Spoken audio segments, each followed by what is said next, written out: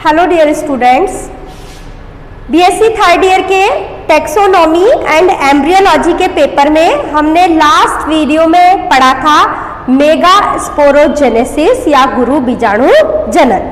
देखिए, male reproductive part था anther और एंथर में बने थे माइक्रोस्पोर और फीमेल रिप्रोडक्टिव पार्ट था गाइनोइशियम और उसके अंदर बने थे ओव्यूल। तो यहां तक हम पढ़ चुके थे कि किस तरीके से 4 लॉब्ड एंथर में जो है माइक्रोस्पोर बनता है। अब वो माइक्रोस्पोर आगे जाके क्या करता है, कैसी उसकी संरचना होती है, कैसे उससे नर युग्मकोद्भिद का निर्माण होता है, वो हम आज पढ़ेंगे। तो देखिए, सबसे पहले तो ये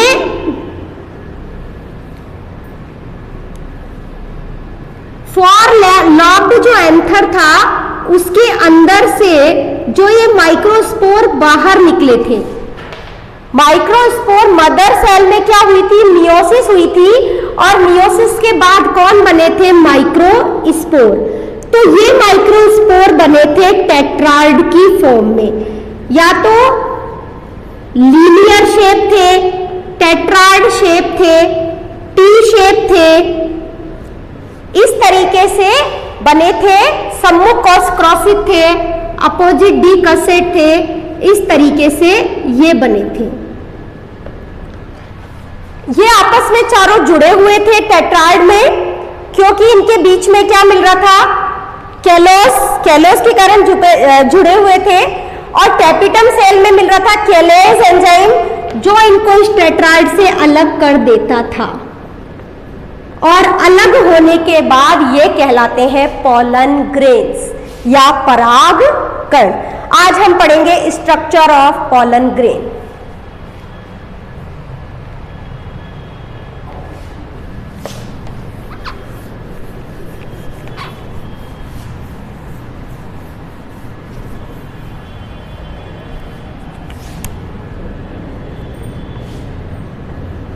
स्ट्रक्चर ऑफ पॉलन ग्रेन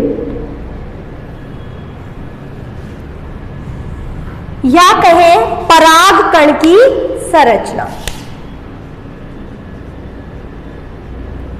देखिए, एंथर से निकलने के बाद जो एक पॉलन ग्रेन था उसकी संरचना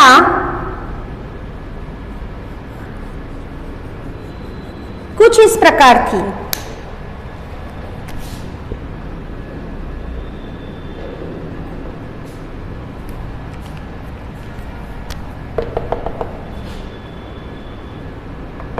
देखिए, सबसे पहले मैं बात करूं कि जो पॉलन ग्रेन है ये कैसा होता है, यूनिन्यूक्लिएट, एक केंद्र की, यूनिसेल्युलर, एक कोशिकीय और इसमें लेयर्ड होती है, बाइलेयर्ड, 2 लेयर्ड होता है। यह होती है एक पॉलन ग्रेन की संरचना।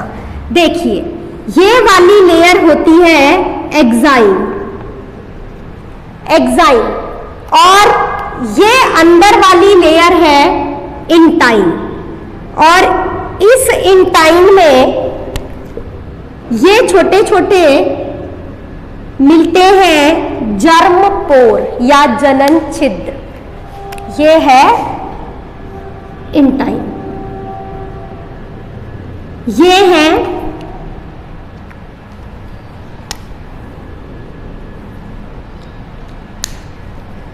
जर्म पोर या जनन छिद्र। इनसे क्या निकलेगी, जर्म ट्यूब या जनन नलिका। ये है न्यूक्लियस। अब देखिए क्या होता है, इस पॉलन ग्रेन के स्ट्रक्चर की बात करें तो ये इसकी संरचना होती है एक पॉलन ग्रेन की। The study of pollen grain is called palynology. Palynology, study of pollen grain, study of pollen grain। कहलाती है पैलियोनोलॉजी। और ये पैलियोनोलॉजी वर्ड जो है वो सर्वप्रथम दिया था हाइड और विलियम्स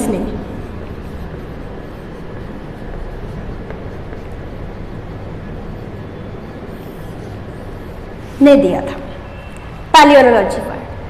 पैलियोनोलॉजी शाखा में हम इस पूरे पॉलन ग्रेन की जो क्या करेंगे, स्टडी करेंगे। अब देखिए, अब मैं इसकी एक एक लेयर की बात करती हूँ। सबसे बाहरी लेयर होती है एक्साइन। इस एक्साइन में डिफरेंट ऑर्नामेंटेशन या अलंकरण पाए जाते हैं और इसी के बेस पर हम अलग अलग स्पीसीज के पॉलन ग्रेन को अलग अलग पहचान सकते हैं। इंपॉर्टेंट चीज जो क्वेश्चन आता है 1 नंबर में कि जो एक्साइन होती है, इस एक्साइन में क्या होता है, स्पोरोपोलेनिन नामक पदार्थ जमा हो जाता है। स्पोरोपोलेनिन नाम याद रखना है, स्पोरोपोलेनिन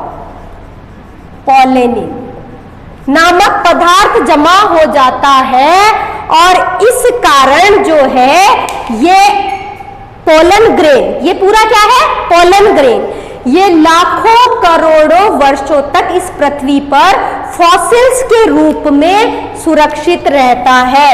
इस स्पोरोपोलेनिन के कारण फॉसिल्स के रूप में सुरक्षित या प्रिजर्व रहता है। कौन? Pollen grain.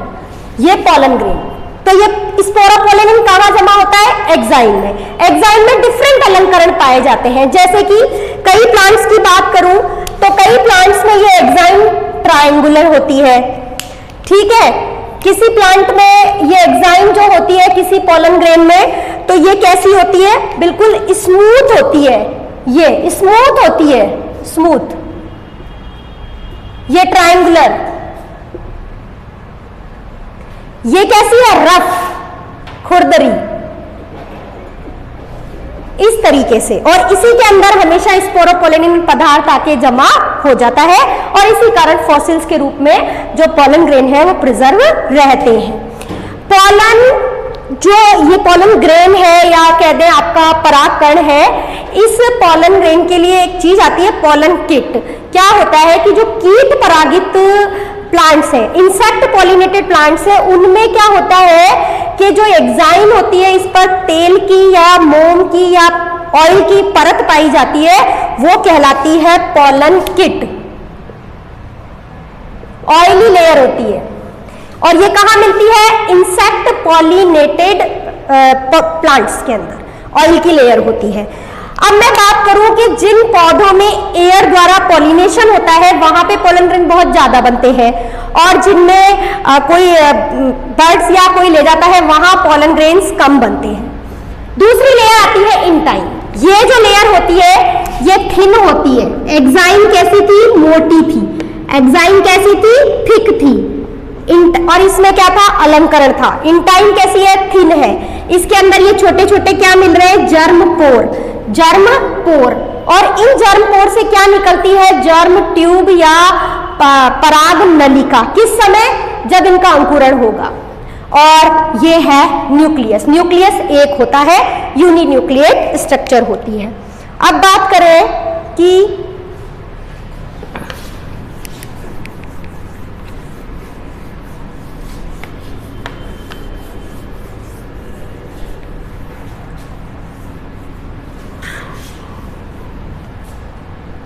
ये जो पोलन ग्रेन है ये मेल गैमेटोफाइट पीढ़ी की मदर सेल होता है। बहुत इंपॉर्टेंट थिंग है, बहुत इंपॉर्टेंट चीज है। मेल गैमेटोफाइट पीढ़ी की फर्स्ट और मदर सेल होता है। यानी सारा का सारा नर युग्मकोद्भिद का जो विकास होगा वो किससे होगा? पोलन ग्रेन से।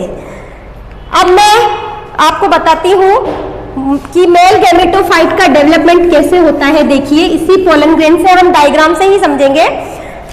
Development of male gametophyte.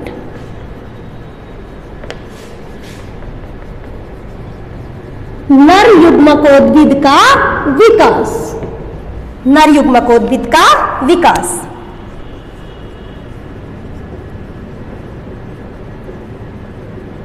देखिए, ये पोलन ग्रेन है,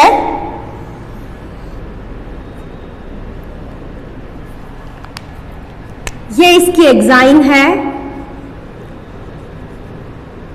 और इसकी इंटाइन में क्या है, जर्मपोर। ये है पोलन ग्रेन। इस पोलन ग्रेन में जब जर्मिनेशन होता है उस समय पोलन ग्रेन क्या करता है, वाटर एब्जॉर्ब करता है और वाटर एब्जॉर्ब करके क्या करता है, फूल जाता है और इसका जो न्यूक्लियस है वो डेंस हो जाता है, न्यूक्लियस बड़ा हो जाता है, बिग हो जाता है और इसका प्रोटोप्लास्ट वगैरह डेंस हो जाता है।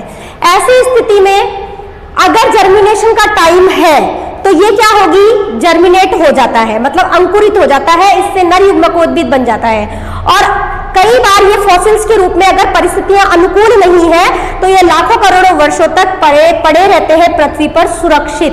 देखिए, जब इसका नर युग्मकोद्भिद का आगे डेवलपमेंट होगा तो दो सेल बनती है, एक बनती है स्मॉल, एक बनती है बिग सेल और एक बनती है स्मॉल सेल। ये है स्मॉल सेल और ये है बिग सेल, ये आपके एग्जाइन। बिग सेल जो होती है वो कहलाती है वेजिटेटिव सेल या ट्यूब सेल, जबकि जो छोटी सेल है वो कहलाती है जेनेरेटिव सेल। अब देखिए क्या होगा, वेजिटेटिव सेल का कोई काम नहीं होता, लेकिन जो जनरेटिव सेल है यही जाके आगे दो नर युग्मक बनाती है।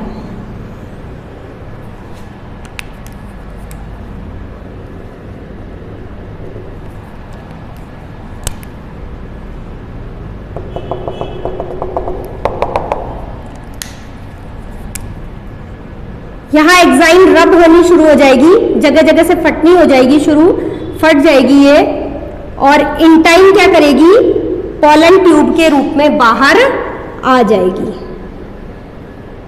ये देखिए, ये एग्जाइन फट गई है और इसके अंदर जो ये कौन सी सेल थी, जेनरेटिव सेल और ये ट्यूब सेल।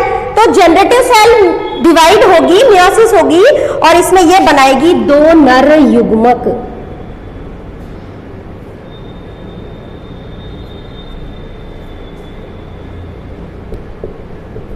ये बन गए दो नर युग्मक और ये सेल रह गई आपके ट्यूब सेल, या इसको ये बन गए मेल गैमेट्स।